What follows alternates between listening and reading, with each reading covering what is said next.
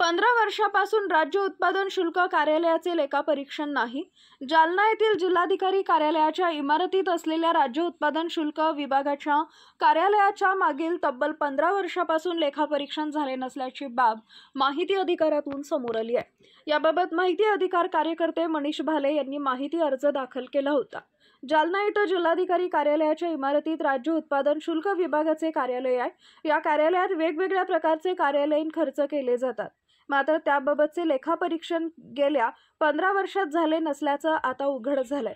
सन 2010 ते 2025 या काळात कार्यालयाचे कोणतेही लेखापरीक्षण झालं नसल्याची माहिती अधिकार कार्यकर्ते मनीष भाले यांनी दिलेल्या माहिती अर्जातून उघड झालंय। त्यामुळे या कार्यालयातील खर्चाबाबत आश्चर्य व्यक्त केलं जातंय।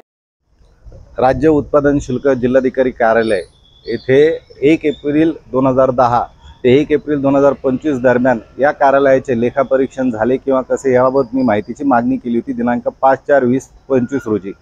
परंतु त्यांनी मला माहिती तर दिलीच नाही, म्हणून मी वारंवार इथे खेटे घालून इथे माहिती मिळवण्याचा प्रयत्न केला असता काल दिनांक 21/5/2025 रोजी त्यांनी मला माहिती दिली। तर त्या माहितीमध्ये त्यांनी मला असं सांगितलेलं आहे की 1 एप्रिल 2010 ते 1 एप्रिल 2025 दरम्यान या कार्यालयाचे लेखापरीक्षणच झालेले नाही।